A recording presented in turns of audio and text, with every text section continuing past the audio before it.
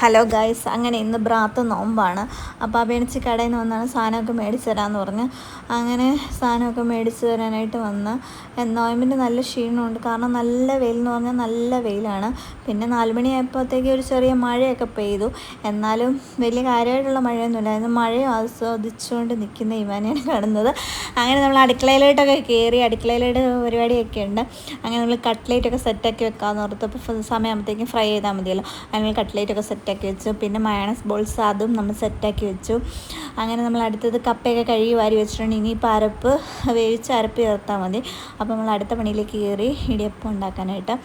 ഇടിയപ്പം പിന്നെ പെട്ടെന്ന് വീശി വെച്ചില്ലെങ്കിൽ പിന്നെ നോമ്പ് പിടിച്ച് പാടാണ്. അതുകൊണ്ട് നമ്മൾ ഇടിയപ്പം ആദ്യം വീശി അത് അടുപ്പേക്ക് കയറ്റി പിന്നെ അത് വേവിച്ച് കാസറോളിലാക്കി അതെല്ലാം സെറ്റാക്കി മാറ്റി വെച്ചിട്ടുണ്ട്. അല്ലെ പിന്നെ നമുക്കത് പാടാണ് ഗൈസ്. അങ്ങനെ നമ്മൾ അതൊക്കെ കഴിഞ്ഞ് നമ്മൾ അടുത്തത് കപ്പ വേവിക്കുവാണ് ഗൈസ്. അങ്ങനെ കപ്പയൊക്കെ അരപ്പ് ചേർത്ത് സെറ്റാക്കി ഇളക്കിക്കൊണ്ടിരിക്കുകയാണ്. ഇളക്കുമ്പോഴത്തേക്ക് ഇപ്പോൾ ഇത് മൊത്തം കഴിക്കാന്നുള്ള ഇളക്കാണ് ഇളക്കുന്നത്. പക്ഷേ നമുക്കിതൊന്നും വേണ്ട ഗൈസ്, നോമ്പ് പറഞ്ഞാൽ പിന്നെ. അങ്ങനെ അഭിയണിച്ച് വന്നിട്ടുണ്ട്. അങ്ങനെ തണിമത്തങ്ങയൊക്കെ മുറിച്ച് വന്നു ജ്യൂസ് അടിക്കാനായിട്ട്. അങ്ങനെ ഞാൻ ജ്യൂസ് അടിക്കുവാണ് ഗൈസ്. അങ്ങനെ ജ്യൂസൊക്കെ അടിച്ച് അതൊക്കെ അരിച്ച് അത് ഫ്രിഡ്ജിലൊക്കെ എടുത്ത് വെച്ച് അങ്ങനെ നമ്മൾ അസർ നമസ്കരിക്കാനായിട്ട് പോയി. അങ്ങനെ അസറൊക്കെ നമസ്കരിച്ച് കഴിഞ്ഞ് സാധനമെല്ലാം ഡൈനിങ് ടേബിളിലോട്ട് എടുത്ത് വെച്ചു.